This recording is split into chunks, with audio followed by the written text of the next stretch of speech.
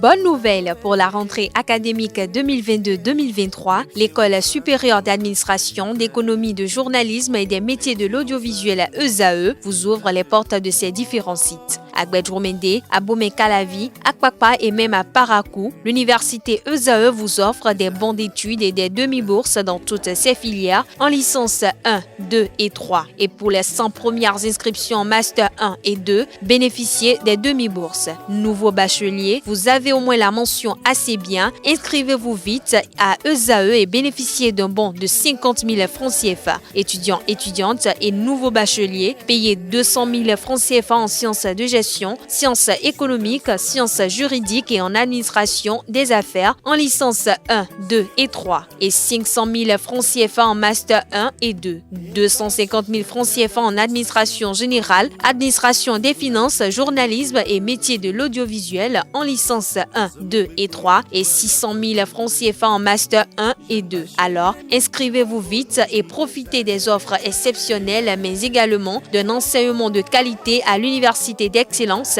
ESAE. Infoline 90 93 65 21 ou le 98 98 14 00.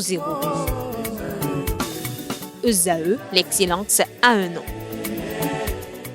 Mesdames et messieurs, bonjour et bienvenue sur Free Sport. Après leur premier faux pas sur l'échiquier international, les deux représentants béninois aux compétitions africaines Coton Football Club, champion du Bénin en titre, et Buffle Football Club, vice-champion en titre, jouent le match retour le week-end prochain. Coton FC se déplace en Côte d'Ivoire pour défier la SEC Mimosa le dimanche 18 septembre 2022, alors que les Buffles affronte Calonne FC en Sierra Leone le samedi 17 septembre 2022. Quelques journalistes sportifs ont exprimé leurs attentes et se sont prononcés au micro de Colombe Oussou. Notre fibre patriotique nous amène à être touchés. À être touché par ces deux défaites parce que c'est quand même du pays qu'il s'agit. Et donc, forcément, tout ce qui touche au pays, lorsqu'il y a des défaites juste après, c'est qu'on est forcément mal à l'aise.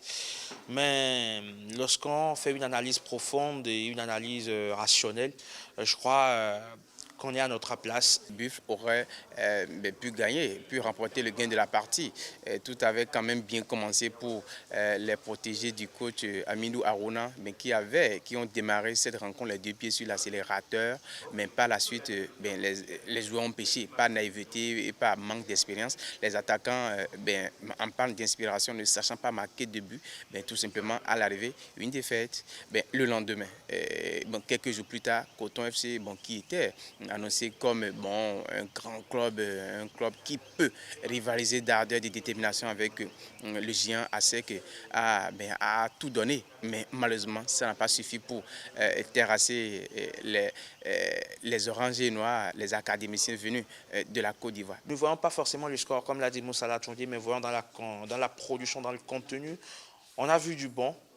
Tout n'a pas été bon, mais on a vu du bon et ça nous permet quand même d'avoir foi en l'avenir si on continue de travailler et d'avoir la régularité qu'il faut. Nos clubs n'ont pas le niveau international. Nos clubs n'ont pas assez de vision. Les clubs béninois n'ont pas une vision à long terme.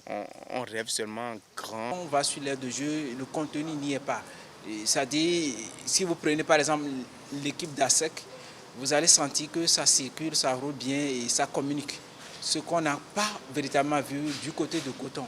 Pour les Buffs, c'est le même schéma. Pour les Buffs, même, c'est beaucoup plus criard que pour, je dirais, Coton. J'ai peur pour les matchs retour.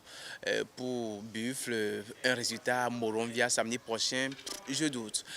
Pour Coton également, le dimanche prochain en Côte d'Ivoire, un bon résultat, je doute également. Donc, je peux déduire, l'un d'être un prophète de malheur, je peux déjà dire que nos deux clubs béninois sont déjà éliminés à ce premier tour Il ne faut pas seulement se camper sur ses contre-performances et travailler pour améliorer les performances des formations, quitte à essayer d'obtenir quelque chose lors des manches retour, même si on sait que ça va être difficile. L'équipe de Buff a été totalement modifiée. Voilà, ce n'est pas l'équipe de Buff qui a joué le championnat, c'est une nouvelle version des Buffs de Parakou. Donc on peut comprendre que ça peut être un peu compliqué. Par rapport à Coton FC, c'est un grand d'Afrique qu'ils ont affronté, la SEC. Voilà, donc si Coton perd, c'est de la logique. S'il gagne, c'est un exploit monumental. Le football est tout, comme on le dit, sauf la mathématique. Coton peut mettre, ça dit, un sursaut d'orgueil et se retrouver à Abidjan et faire un bon résultat, ça dit mettre 2 buts et s'en sortir. Mais la chance à ce niveau-là, elle est véritablement mince. Et pour maintenant les Buffs, là, je ne veux pas mettre mes doigts au feu parce que, au regard de ce que j'ai vu, ça ne m'inspire pas véritablement d'avoir un espoir. Pour moi, il n'y a pas à être déçu, il faut voir le contenu et travailler peut-être à être meilleur. Et enfin, rien n'est totalement fait. Voilà, il y a le match retour, on ne va pas s'avouer vaincu déjà là. On peut peut-être réaliser un exploit. On a vu des remontades incroyables en Europe et même sur le continent. Voilà, donc nous devons nous asseoir, trouver les mots qui minent, les mots qui freinent l'élan et je pense que ça nous aidera. Parlons marche à présent. Sylvain Bossouvi, athlète béninois spécialiste de la marche, va participer le samedi prochain à l'ultramarathon Lomé-Palimé long de 120 km. À 48 heures de la compétition, il a été repéré hier jeudi en pleine préparation à la plage de Fidjrosé. Il a exposé son objectif à ce marathon au micro de Setonde Larios à Diagbeno.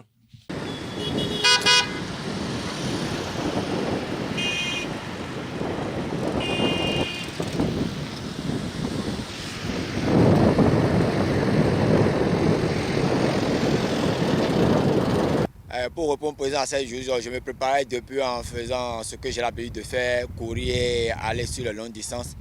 Donc aujourd'hui, je pense que j'ai les capacités d'aller compétir sur ces 120 km et de représenter valablement le Bénin.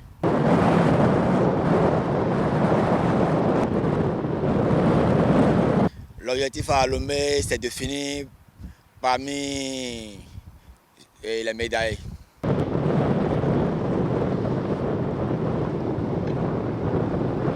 La participation à cette compétition me permettra de me renforcer, de me préparer pour mon activité à venir d'ici quelques mois.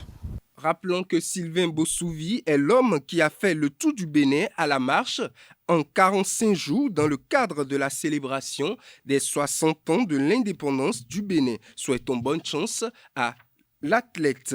Autre information, depuis sa complète rénovation, le stade de l'Amitié Générale Mathieu Kérékou de Cotonou est le centre footballistique de l'Afrique de l'Ouest. Outre les multiples sollicitations antérieures, il a déjà abrité 4 matchs du premier tour des éliminatoires des compétitions africaines.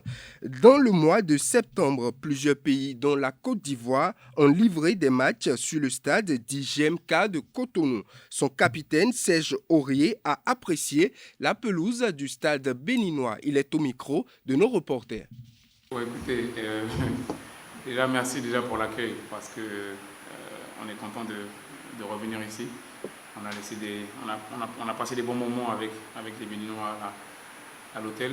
Et puis voilà, effectivement, quand on repart d'ici avec une victoire et quand on revient qu'on gagne, bien sûr, on va dire que oui, ça nous porte chance. Donc si on pouvait jouer ici tout le temps, ce serait parfait. Mais en tout cas, je suis content. Merci en tout cas pour l'accueil. Je pense qu'on n'a pas eu le moindre problème ici, le moindre souci. Je pense qu'à l'hôtel, c'est très bien passé. On a bien mangé. Voilà, on a bien mangé. On a bien récupéré. Il y a tout qui est mis en place là-bas pour récupérer. Le terrain, je pense qu'en Afrique, ça fait maintenant 6-7 ans que je suis là. Je pense que c'est l'une des meilleures pelouses sur lesquelles j'ai joué.